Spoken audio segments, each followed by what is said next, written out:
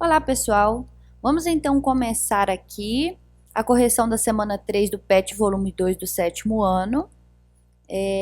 Quem ainda não fez as atividades é a oportunidade de estar fazendo e quem já fez corrigir o que escreveu, né? O tema é as descobertas científicas e a expansão marítima.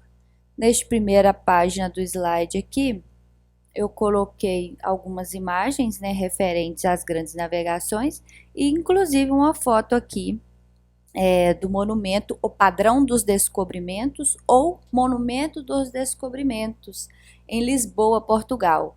Esse monumento ele foi construído aí lá em Lisboa, próximo ao Rio Tejo, né, que é uma homenagem aí à época em que Portugal foi o pioneiro aí nas grandes navegações e teve muito sucesso com elas. Ok? Vamos seguindo aqui. Atividade 1. A peste negra, também conhecida como peste bubônica, foi a pandemia mais devastadora registrada na história da humanidade, tendo resultado na morte de 75 a 200 milhões de pessoas entre os anos de 1347 e 1351. A doença criou uma série de consequências religiosas, sociais e econômicas, com efeitos profundos no curso da história da Europa. Observe as fontes históricas abaixo sobre o período. Aí nós temos aqui a fonte 1, no próximo slide a 2, tá? A primeira é uma pintura de Peter Bruegel, denominado Triunfo da Morte. A segunda é um trecho da fonte primária, Consulta sobre epidemia, feita pelo colegiado da Faculdade de Medicina de Paris. A seguir, responda as questões. Aí nós temos aqui a fonte 1, que é para você observar, né? Parece que o mundo está sendo destruído, é o apocalipse nessa imagem.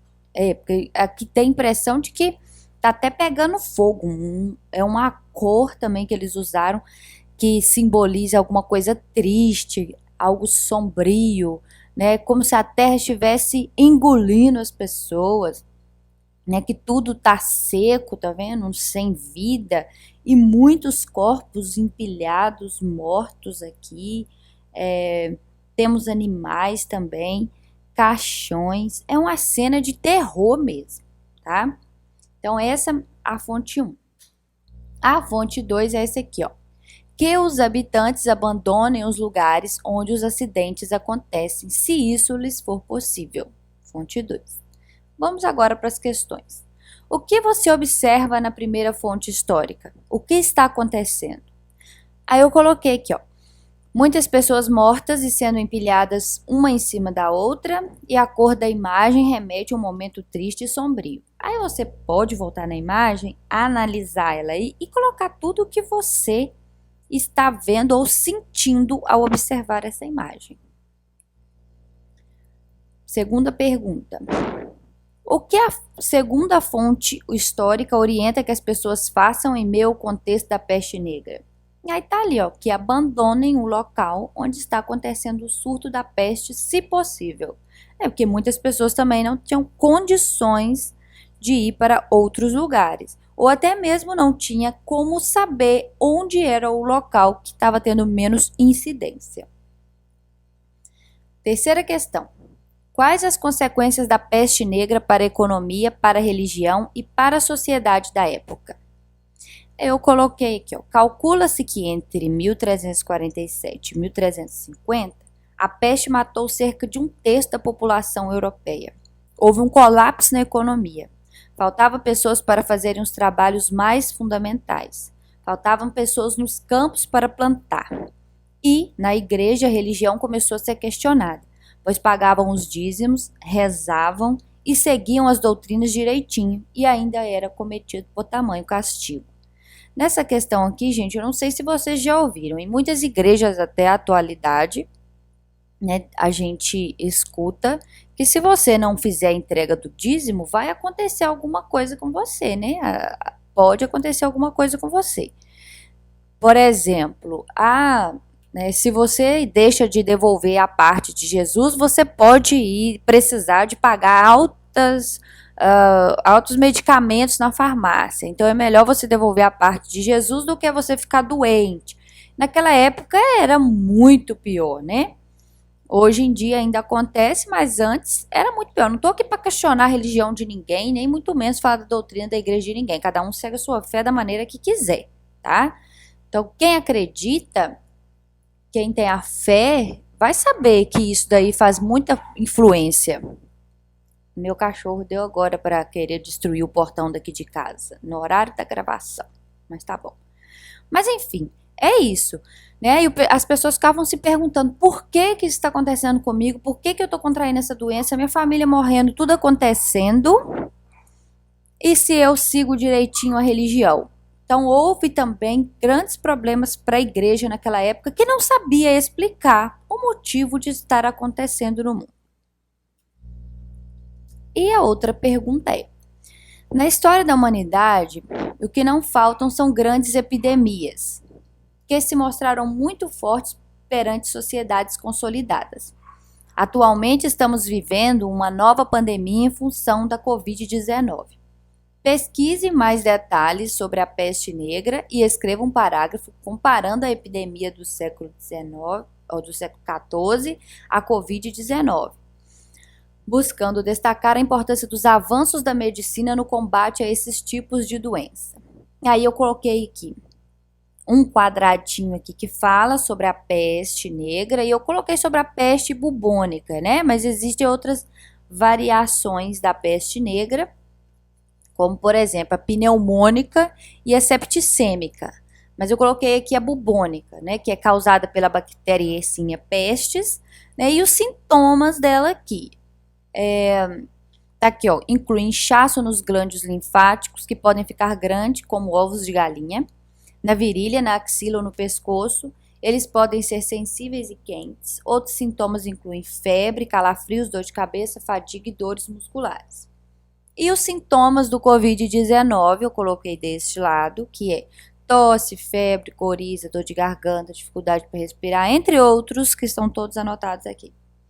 E coloquei um detalhe aqui, né, sobre a importância dos avanços da medicina. Graças aos avanços da medicina, temos pesquisadores no mundo todo empenhados em conseguir uma vacina e um tratamento preciso para a Covid-19. E com essas pesquisas sabemos como prevenir e podemos também, através da tecnologia, descobrir os locais de maiores propagações, o que antes não era possível, né? Então não tinha como eles descobrirem a cura para a peste negra. Por mais que eles se empenhassem, né, eles estudassem, não tinham a tecnologia que tem hoje para descobrir uma rápida solução para o problema, né? Então ficava mais difícil para eles naquela época do que para nós hoje em dia. E veja que até hoje, né, já estamos vivendo aí desde o final do ano passado até agora, mês de julho, ainda não encontrou uma vacina, um tratamento específico para a Covid-19. Aí você imagina antes, quando eles não possuíam essas tecnologias que temos hoje, né? Era mais complicado ainda. Então, baseado no que eu coloquei aqui, você faça o seu parágrafo aí, tá bom? Atividade 2. A partir do início do avanço das grandes navegações, o conhecimento que os contemporâneos da época tinham a respeito do planeta foram sendo ampliados. A seguir podemos observar 2 mapas. O primeiro, datado em 1489, e o segundo, publicado em 1570. Observe e analise e responda as questões a seguir. Veja que nesse primeiro mapa, né, até os detalhes no entorno desse mapa, ele não está tendo uma divisãozinha bem específica, não.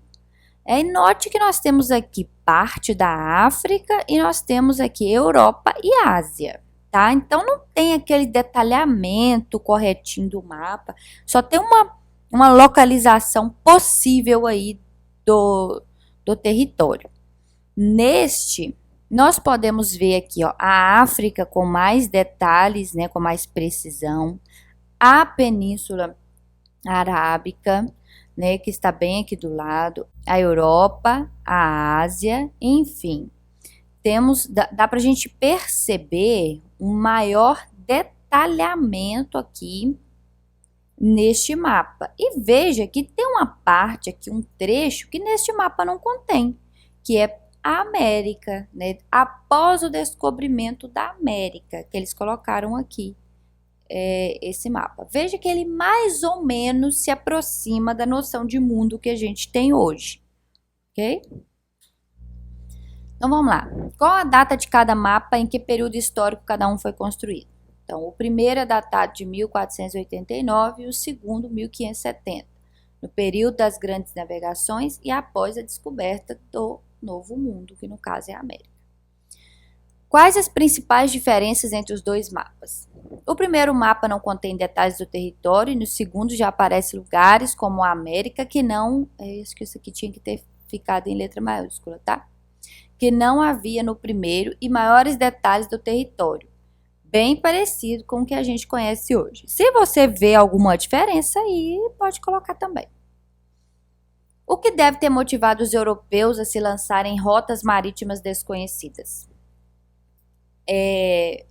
Uma das motivações era a ampliação de territórios, o comércio de especiarias, artigos de luxo orientais, principalmente, gente, eles tinham assim a necessidade de encontrar uma nova rota para poder comercializar essas especiarias, que dentro desses artigos de luxo nós temos aí, ó, tecidos de algodão da Índia, os tapetes da Pérsia, a seda e a porcelana da China. Era também questão de religiosidade e aventura. No caso dos portugueses, né, era a busca pela ampliação do mercado de especiarias e o desejo de expandir a fé cristã e combater os infiéis. É possível observar que o segundo mapa possui mais territórios registrados, que de fato pode ter sido responsável pela inserção de novos territórios no segundo mapa, porque eles não estão presentes no primeiro mapa. Então a inserção aí é o descobrimento da América, porque ainda eram territórios desconhecidos, né? Eles não conheciam ainda a América. Essa busca por novas rotas da especiaria fez com que eles, né, tentassem dar a volta no globo terrestre e batessem aí de frente aí com o continente americano. Que tipo de funções podem ser atribuídas a esses mapas no contexto da época que foram produzidos? Representar a visão de mundo que tinham, para auxiliar nas navegações, demarcar territórios e possíveis ampliações de fronteiras. Qual a principal conquista do processo de expansão marítima retratado no segundo mapa? O continente americano. Atividade 3.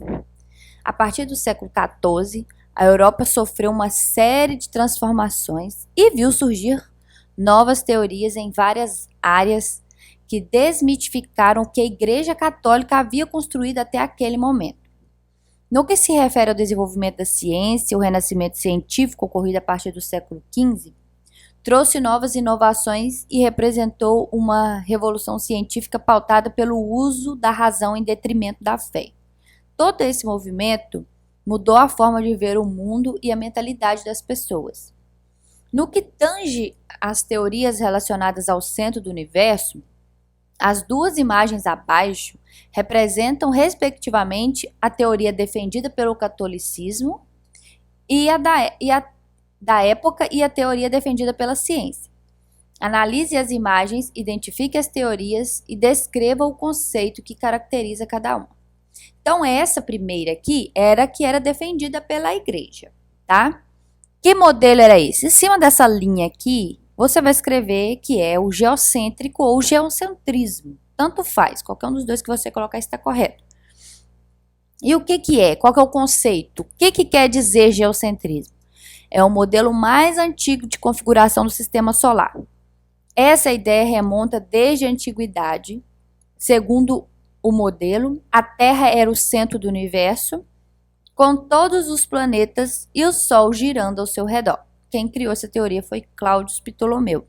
Veja que ela está aqui plena, poderosa de coroa e tudo, reinando, enquanto os outros planetas, né, giravam em torno dela. Então, essa é a teoria defendida pela igreja, ok? A outra teoria é o heliocentrismo, que você vai escrever aqui em cima. E aqui embaixo você vai explicar o que é o heliocentrismo. Nome do modelo estrutural cosmológico que coloca o Sol no centro do universo.